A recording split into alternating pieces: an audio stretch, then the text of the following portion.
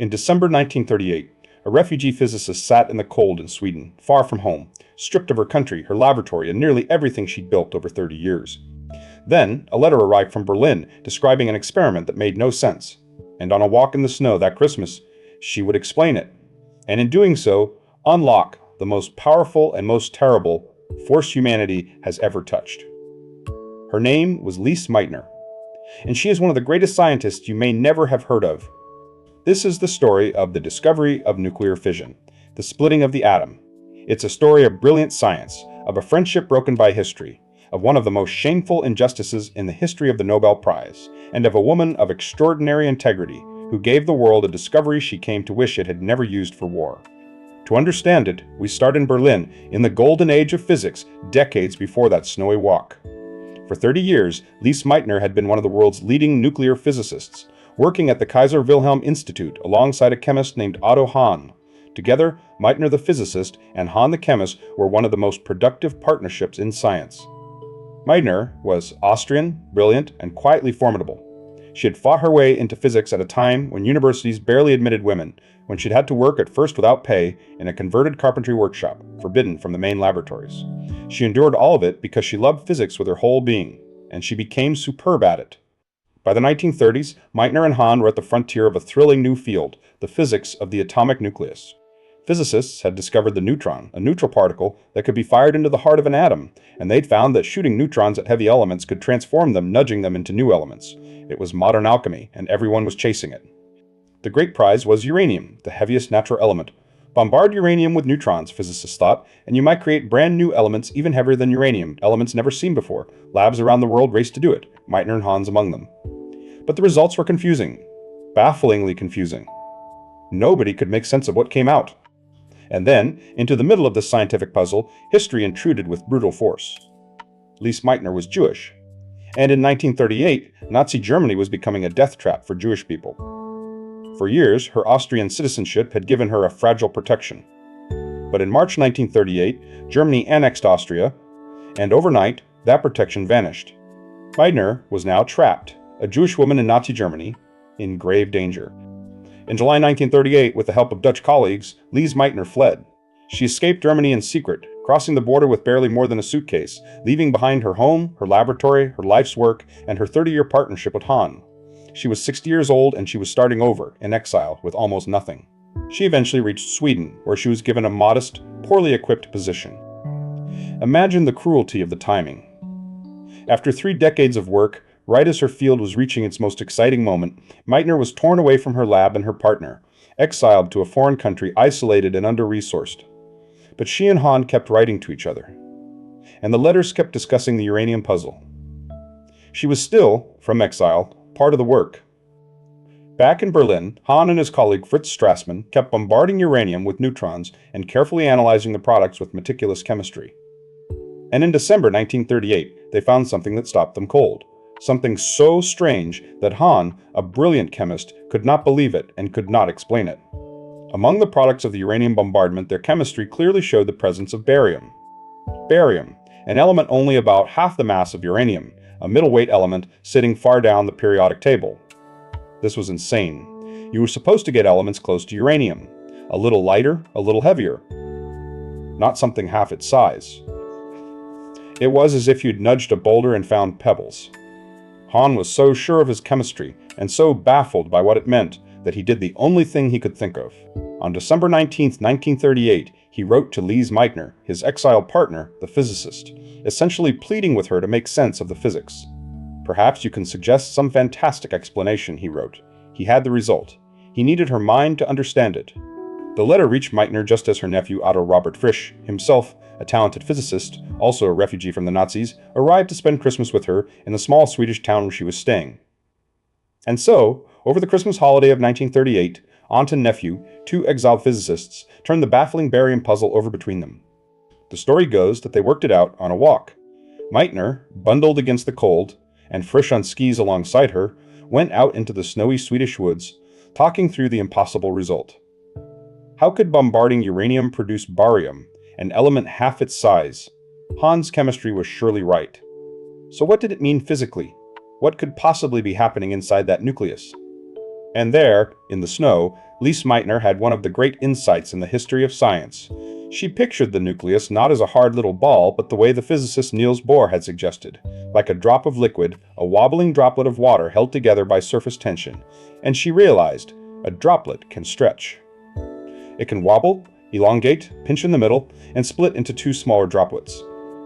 That was it. The neutron hadn't chipped a small piece off the uranium nucleus.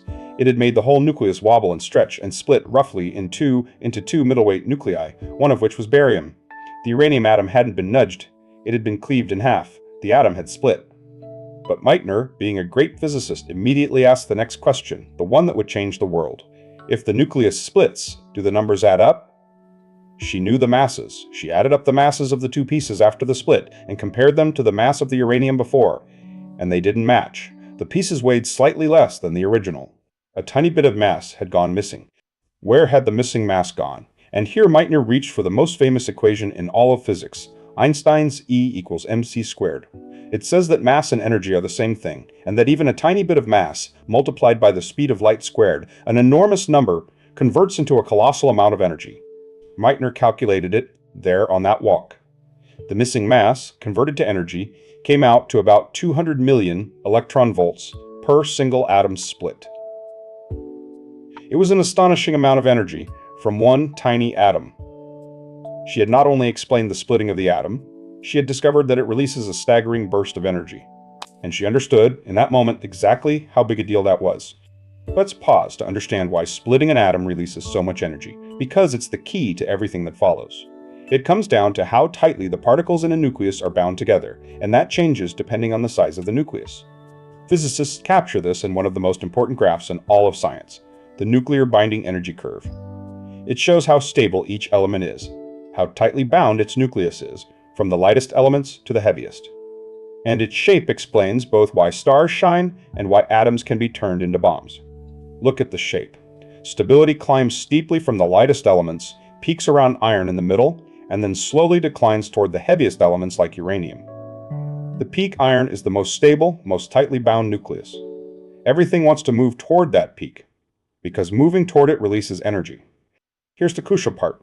Uranium sits out past the peak, on the heavy side, where nuclei are slightly less tightly bound. When a uranium nucleus splits into two middleweight pieces, those pieces sit closer to the stable peak. They're more tightly bound than the uranium was.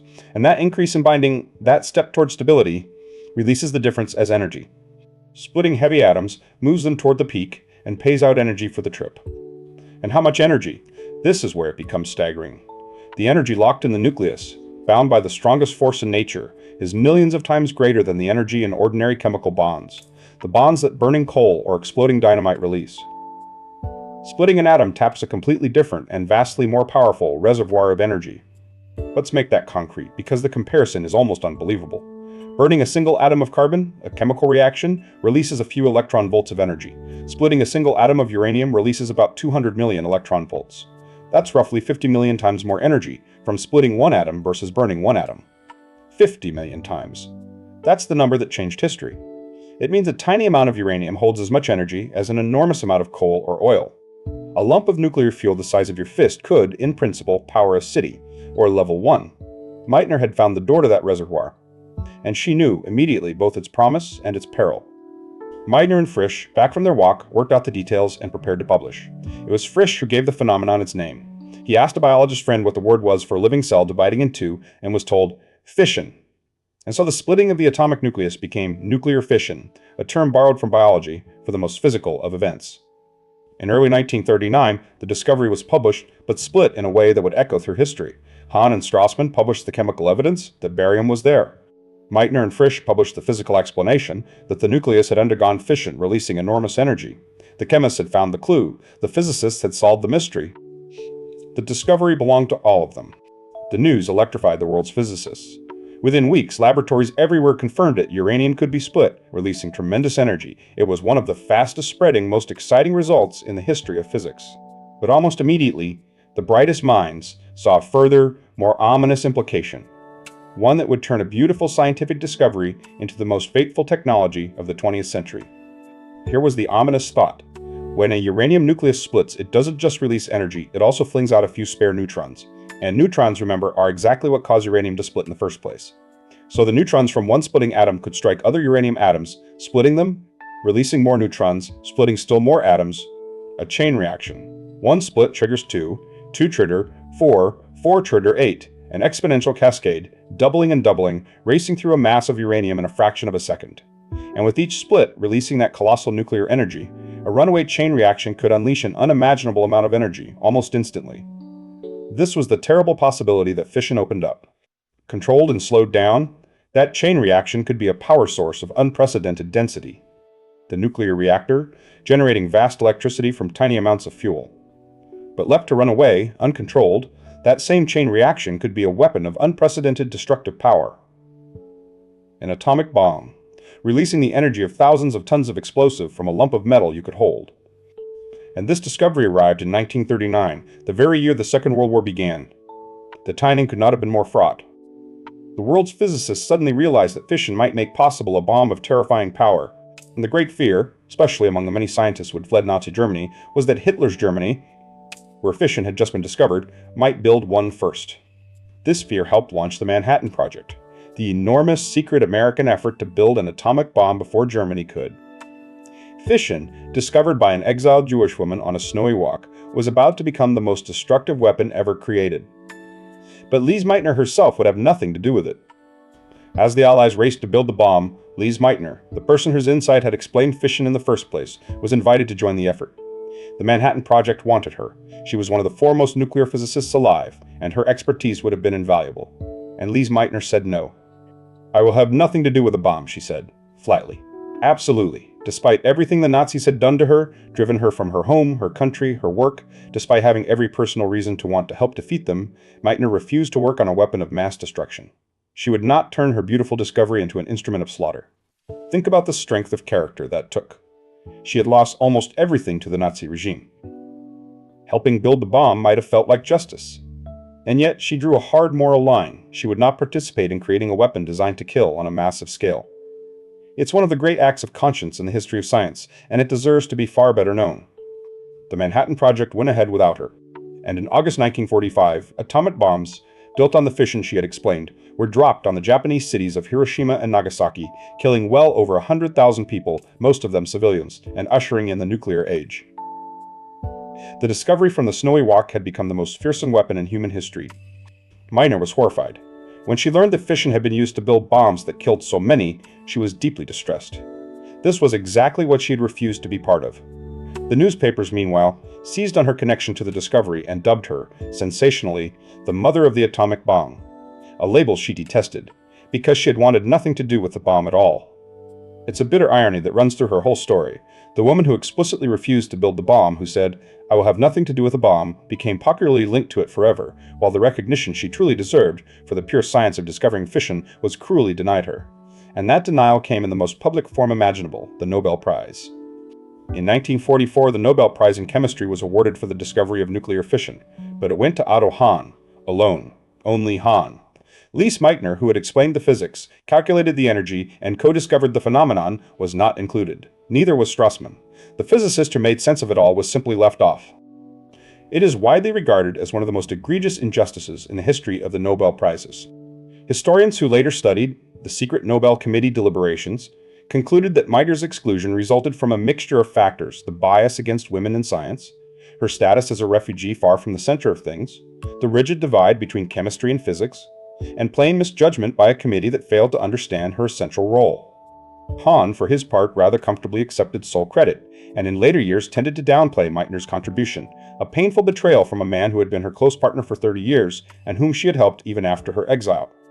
Their friendship survived more or less, but that wound never fully healed. The partnership that discovered fission was not equally honored for it. And here's the thing about Meitner. She never publicly campaigned for herself, never descended into bitterness or self-promotion. She carried the injustice with dignity, continued her scientific work, and remained, by all accounts, a person of remarkable grace and integrity. She had the moral courage to refuse the bomb and the quiet strength to endure being robbed of her due. Both are marks of a truly great character. Over time, the scientific community came to recognize how badly she'd been treated and to honor her properly. Meitner received other awards and growing respect in her later years. Einstein reportedly called her the German Marie Curie, high praise indeed. and her reputation among those who knew the real history only grew. And then came the highest honor of all in science, the kind that outlasts any prize. In 1997, a newly created chemical element, element number 109, was named in her honor meitnerium. Lise Meitner joined the tiny elite group of scientists with an element named after them, a permanent place on the periodic table for as long as chemistry is taught. It's a fitting tribute. The woman who helped us understand the elements, who explained how one element splits into others, now is an element, woven into the very framework of matter she spent her life studying. Meitnerium sits there, on every periodic table in every classroom, a quiet correction to the injustice of that 1944 Nobel. Lise Meitner died in 1968, at the age of 89. Her nephew Frisch wrote her epitaph, and it captures her perfectly. It reads, "Lise Meitner, a physicist who never lost her humanity." Never lost her humanity. In a story tangled up with the most inhuman weapon ever built, that line is the truest possible tribute, because that is the heart of who she was. A physicist of the first rank, who made one of the century's defining discoveries, and a human being of rare moral courage, who refused to weaponize it, who bore injustice with grace, and who never let the terrible power she'd uncovered corrupt her essential decency. Her story asks us to hold several things at once: the thrill of a great scientific discovery, the horror of what it was used to build, the injustice of stolen credit, and the shining example of a scientist who kept her conscience intact through all of it. Lise Meitner is a hero of science not just for what she discovered, but for how she conducted herself.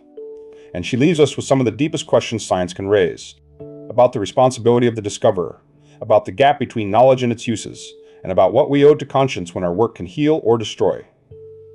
Questions that only grew more urgent in the nuclear age she helped begin, and that are with us still. So let's sit with those questions. Because the splitting of the atom didn't just change physics, it changed what it means to be a scientist, and what it means to be human in a world where we can unlock the very forces that light the stars. Because fission is, at its core, a story about power, the power inside the atom, and the far harder question of what human beings choose to do with power once we have it. The discovery of fission is one of the clearest examples in history of science's double edge. The very same knowledge that a uranium nucleus can be split, releasing enormous energy, gave us both nuclear power and nuclear weapons. The same equation, the same chain reaction, can light a city or destroy one. Knowledge itself is neutral. What we do with it is not. On one side, nuclear power. Today, fission reactors generate a significant fraction of the world's electricity, from tiny quantities of fuel without burning fossil fuels or emitting carbon. In an age of climate change, that carbon-free density is a genuine asset. Fission gave humanity a powerful new way to generate energy, the peaceful promise Meitner might have hoped for. On the other side, nuclear weapons. Fission bombs and the even more powerful fusion bombs that followed gave humanity the ability to destroy cities in an instant and, with enough of them, to threaten civilization itself. The nuclear age has lived ever since under the shadow of these weapons, in a tense balance of terror that is held, so far, but is never guaranteed. Meitner saw this double edge with painful clarity. She took real pride in the science. The discovery of fission was a genuine triumph of human understanding, but she was tormented by its use for mass killing, and she became a thoughtful voice on the moral responsibilities of scientists in the nuclear age. She had lived the dilemma more directly than almost anyone. Her refusal to work on the bomb sits at the center of one of the hardest questions in science. What is a scientist responsible for? When you uncover a piece of how nature works, are you responsible for how others use it? Meitner couldn't have prevented the discovery of fission. If she and Hahn hadn't found it, someone else soon would have. But she could choose, for herself, not to build the weapon. And she did. It's a question that has haunted scientists ever since. Many who did build the bomb, brilliant, well-intentioned people, spent the rest of their lives wrestling with what they'd done. Robert Oppenheimer, who led the Manhattan Project, famously quoted the words, "Now I am become death, the destroyer of worlds." Meitner, by contrast, kept her hands clean of it from the start. Different choices, by different people, facing the same terrible knowledge. There's no easy answer to whether Meitner's refusal was right. The bomb helped end the war. Some argue it saved lives on balance. These are agonizing questions. But there's something clarifying about her absolute personal stand. She decided who she was willing to be, and she held to it, whatever the cost to her career or reputation. In a world of compromises, that kind of moral clarity is rare and valuable. And her story reminds us that science is done by human beings, with all their courage and flaws, their principles and betrayals. The discovery of fission wasn't a clean, abstract event. It was tangled up with exile and prejudice, friendship and betrayal, war and conscience, Credit given and credit denied. That human mess is not a distraction from the science. It's inseparable from it. It also reminds us how much brilliant work has been done by people pushed to the margins, women, refugees, outsiders, and how easily their contributions have been overlooked or erased. Meitner was a woman in a field that barely tolerated women, and a Jewish refugee driven from her home. That she achieved what she did, against those headwinds, makes her accomplishment even more remarkable. And it makes the theft of her Nobel credit even more galling. How many other Meitners has history overlooked? How much brilliance has been lost or uncredited because of who the brilliant person happened to be? Her story is a call to look harder, to make sure the next Lise Meitner gets her laboratory, her recognition, and her Nobel Prize, in her own lifetime, under her own name. Let's also not lose sight of the sheer intellectual beauty of what she did. On a walk in the snow, with no laboratory, no equipment, nothing but her mind and her nephews, Lise Meitner solved one of the deepest puzzles in physics. She pictured the nucleus as a wobbling droplet, saw that it could split, found the missing mass, and used Einstein's equation to reveal the energy hidden inside the atom. Pure thought, unlocking the heart of matter. No expensive instrument made that discovery. A brilliant mind made it, working from a colleague's puzzling result and the deep principles of physics. It's a beautiful reminder that the most important scientific tool is still the human mind, its ability to picture, to reason, to connect a wobbling droplet to a missing gram of mass to the most famous equation in physics, and to see, in a flash, the structure of reality. And that insight, fission, is now woven permanently into our world. Every nuclear power plant, every discussion of nuclear energy or nuclear weapons, every reactor lighting a city, traces back to that snowy walk in 1938 and to the mind of Lise Meitner. She changed the trajectory of the 20th century and of every century to come. So let's give her the recognition history was so slow to grant. Lise Meitner co-discovered nuclear fission. She explained the physics that Hahn's chemistry had uncovered. She calculated the enormous energy release. She named a force that would remake the world, and then refused, on principle, to weaponize it. She deserved that 1944 Nobel Prize. She deserves to be a household name. Her element, meitnerium, will keep her name alive in every chemistry classroom. But the deeper monument is the story itself. A story of brilliance and integrity that deserves to be told alongside the famous names of 20th century physics. Not as a footnote to Hahn or a caption to the bomb, but as a central figure, one of the great minds and great consciences of her age. There's a lesson in her refusal that reaches beyond the bomb, too. It's the idea that knowing how to do something doesn't obligate you to do it, that we each retain the freedom and the responsibility to choose. Meitner couldn't stop fission from being discovered, but she could decide what her own hands would build. That freedom and that responsibility belong to all of us in ways large and small. As our technologies grow ever more powerful, from nuclear energy to artificial intelligence to genetic engineering, Meitner's example only grows more relevant. The gap between what we can do and what we should do keeps widening. And the world needs more scientists and more people with the clarity and courage to say, when it matters, I will have nothing to do with that. Her story is, in the end, a hopeful one, despite the darkness woven through it, because it shows that even in the middle of the most fateful and dangerous discovery imaginable, a human being can hold on to their principles, their dignity, and their humanity. Lise Meitner did. That's why her nephew's epitaph rings so true, a physicist who never lost her humanity. So the next time you hear about nuclear power or nuclear weapons, or see the element meitnerium on a periodic table, remember the woman behind it.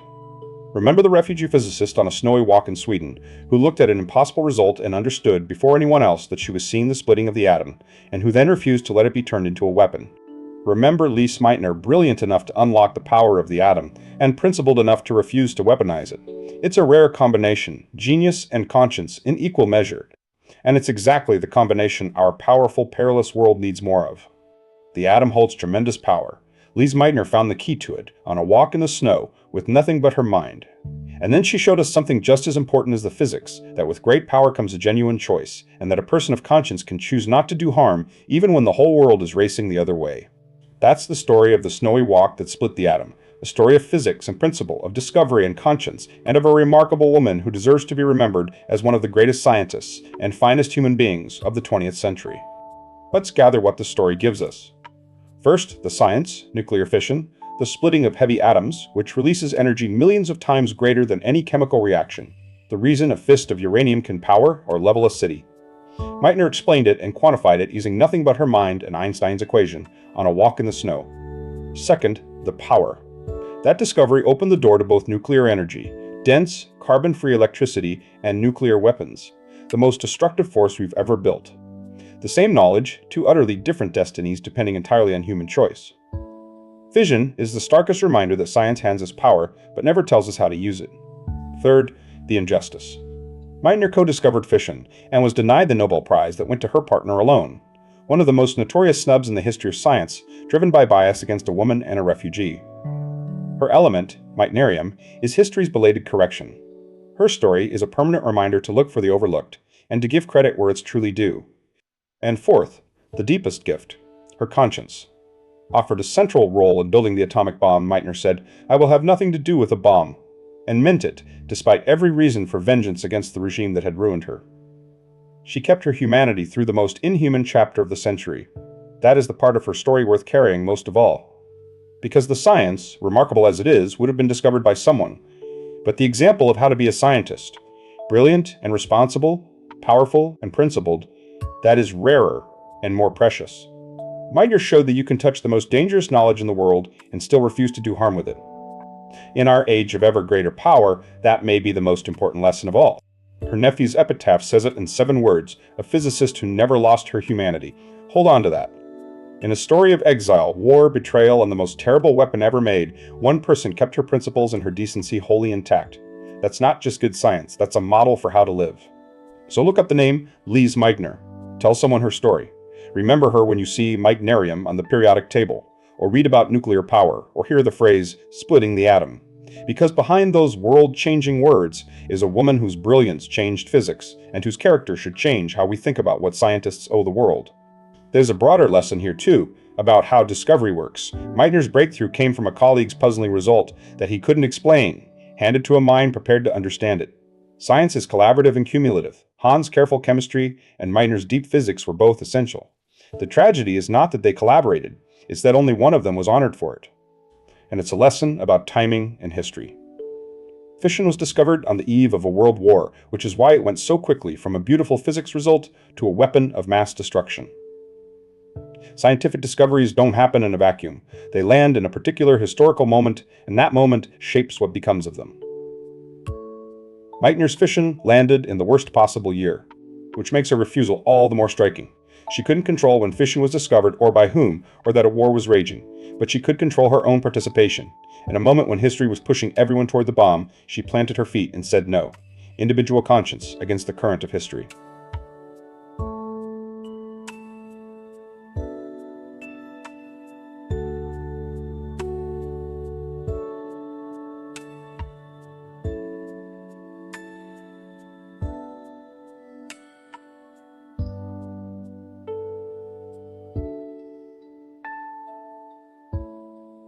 Lise Meitner's life spanned the golden age of physics and the dawn of the nuclear age. She helped create both, and through all of it, the discoveries and the horrors, the honors withheld, and the element eventually named.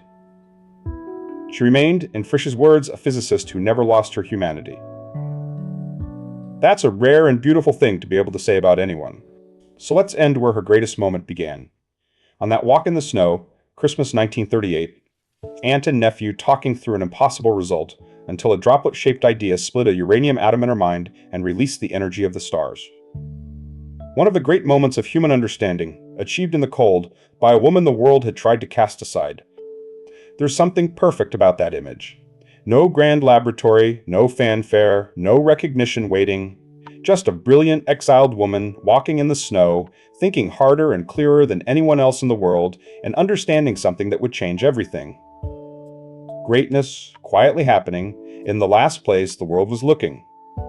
And that, maybe, is the final gift of Lise Meitner's story, a reminder that world-changing brilliance can come from anyone, anywhere, including the people history has pushed to the edges. That we should look for genius in unexpected places, honor it when we find it, and never let prejudice blind us to it. The next Meitner is out there. Let's not repeat the mistake of overlooking her. So remember the snowy walk. Remember the wobbling droplet and the missing mass and the enormous energy. Remember the woman who found the power of the atom and refused to make it a weapon. Remember Lise Meitner. And make sure in the telling that this time she gets the credit she was so unjustly denied. From a converted carpentry workshop where she couldn't be paid, to an element on the periodic table that bears her name forever. That is the arc of Lise Meitner. A story of brilliance against the odds, of conscience against the current, and of a discovery that lit both the promise and the peril of the modern age. It leaves us with the questions that define the nuclear age, and increasingly every age of powerful technology. What are we responsible for when our knowledge can heal or destroy? Where do we draw our own moral lines? And do we have the courage, as Meitner did, to hold them? Her life doesn't just pose those questions, it offers an answer, in the form of how she lived. We began with a letter to a woman in exile, describing an impossible result. We end with that woman's answer echoing across the decades, an answer that split the atom, and an answer just as important about what she would and would not do with that power. Both answers came from the same source, a mind and a conscience of the first rank. That's the story of the snowy walk that split the atom. The discovery of nuclear fission, the woman who explained it and refused to weaponize it, the injustice she endured with grace, and the enduring questions she leaves us about power, responsibility, and what it means to never lose your humanity. Stay curious about the people behind the science, especially the overlooked ones. History's official version has gaps and injustices, and some of the most important figures were written into the margins. Seek them out. Lise Meitner was nearly one of them, now you know her name. And stay curious about the deep questions science raises, not just how the universe works, but what we should do with what we learn. Those questions have no easy answers. But people like Lise Meitner light the way by showing us that knowledge and conscience can and must go together. So the next time you hear about splitting the atom, remember the refugee physicist on that snowy walk who actually explained how it worked, and then refused to help build the bomb. The Nobel Prize went to her lab partner. Her name went into the footnotes. But now you know it, Lise Meitner. If Meitner's story got to you, do 2 quick things. Subscribe, so you don't miss the next forgotten genius we bring back to life.